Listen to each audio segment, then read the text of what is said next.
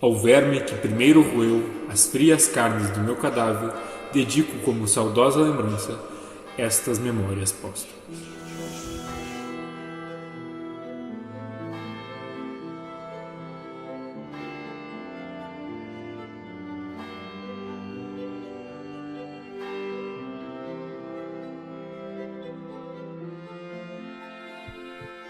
Antes de iniciarmos a história, devemos prestar um esclarecimento ao público.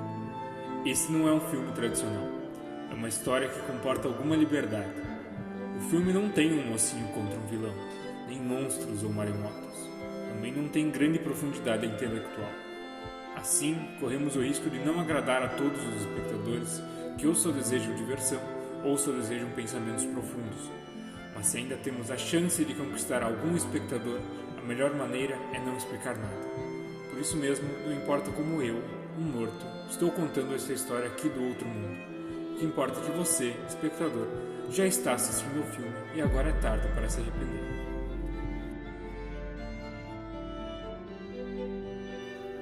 Algum tempo hesitei se deveria abrir essas memórias pelo princípio ou pelo fim.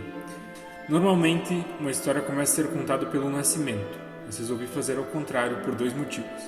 A primeira é que eu não sou propriamente um autor defunto, mas um defunto autor. Para quem acampa foi outro berço. A segunda é que o escrito ficaria assim mais galante e mais novo. Moisés, que também contou a sua morte, não a pôs no introito, mas no cabo, diferença radical entre esta memória e o Pentateuco.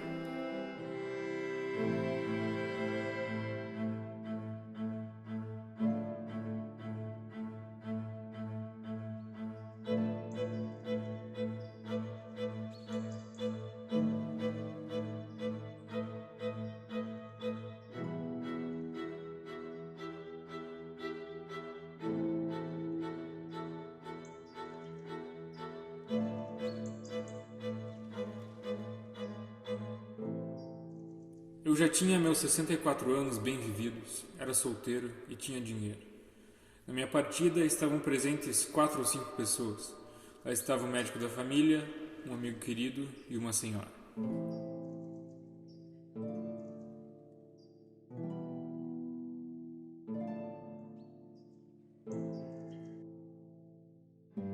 Eu tenho certeza que você vai gostar de saber o que aconteceu na minha cabeça durante alguns minutos agonizando.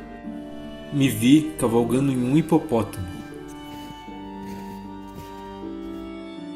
Eu sou a Mãe Natureza, a vida e a morte. E agora você está prestes a me devolver o que lhe emprestei. Dona Natureza, me dá mais alguns anos.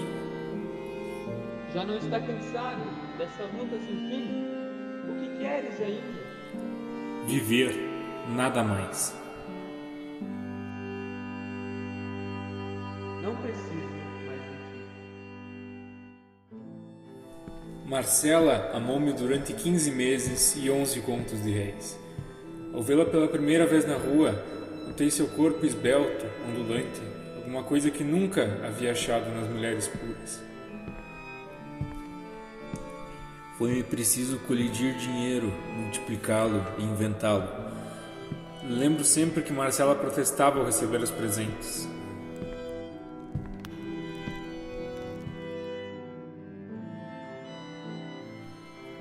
Meu pai então teve o deslumbre dos 11 contos e logo tomou suas providências.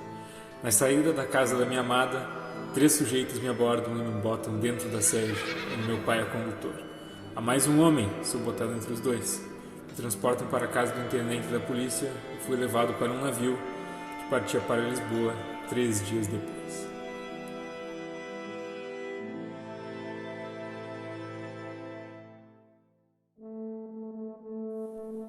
No primeiro dia, pensei em me matar. No segundo, em virar pátria. No terceiro, em beber até cair. No quarto, escrevo uma carta a Marcela.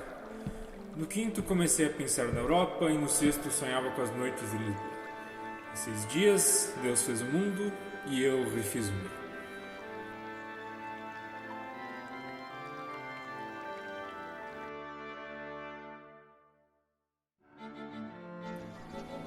Em meus passeios pelo velho continente, conheci a Itália com Isabela, a Espanha com Carmencita, Londres com Jane, Paris com Michele e a Alemanha com Elga.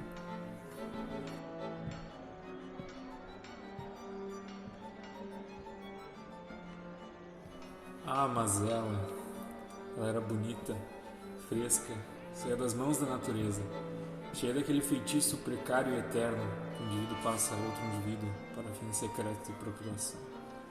Era isto Virgília, e era clara, muito clara, faceira, ignorante, pueril, cheia de uns ímpetos misteriosos, muita preguiça e alguma devoção. Devoção ou talvez medo, creio que medo. Não vale a pena contar os detalhes de como nos aproximamos. Digo apenas que, com Virgília, não precisei levar flores e nem tocar levemente em seu braço. Fomos direto ao olhar dela.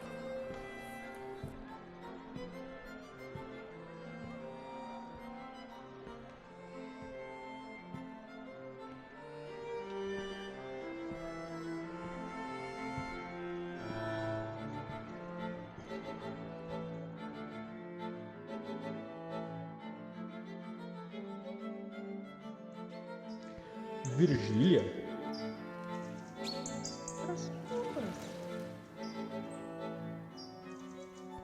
Virgília? Das curvas.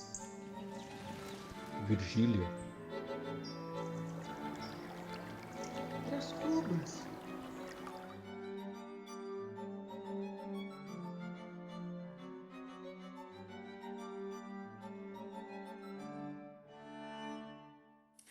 Em todo caso, minha história parecia caminhar para um lugar feliz, até que me aparece o Lobo Neves, um homem que não era mais esbelto, nem mais elegante, nem mais lido, nem mais simpático do que eu. Mas foi ele que me roubou Virgília e a candidatura de deputado. Desde então fiquei perdido. Virgília comparou a águia e o pavão, e elegeu a águia, deixando o pavão com seu espanto, seu despeito, e 3 ou 4 beijos que lhe deram. Lobo Neves conseguiu o que eu almejava. Se casou com Virgília, conseguiu a vaga de deputado, então viajou para São Paulo, junto de minha Virgília. De como não fui ministro de Estado.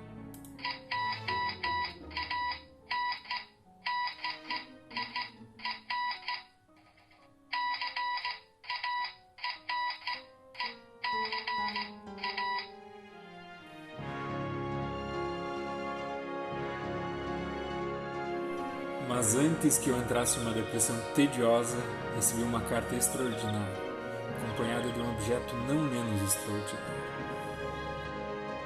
Meu caro Brás Cubas, há tempos, no passeio público, tomei-lhe de empréstimo um relógio. Tenho satisfação de restituí-lo com esta carta. A diferença é que ele não é o mesmo, porém outro. Não digo que ele é superior, mas igual ao primeiro. Muitas coisas se deram depois do nosso encontro. Irei contá-las pelo miúdo, se não me fechar a porta. Saiba que já não trago aquelas botas caducas, nem envergo uma famosa sobrecasaca, cujas abas se perdiam na noite dos tempos. Cedi o meu degrau da escada de São Francisco. Finalmente, almoço. Meu encontro com Quincas foi mais do que inspirador. Ele me veio com uma ideia.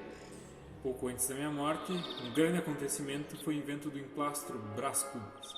Eu ia inventar um remédio destinado a aliviar a nossa melancolia humanidade. E de tanto pensar no emplastro, aquilo se tornou uma ideia fixa. E a ideia se tornou tão fixa que eu resolvi arejar os ares para que pudesse clarear as ideias. Ao invés de uma brisa, me veio um vento encanado. Peguei uma pneumonia que me impediu de inventar o emplastro.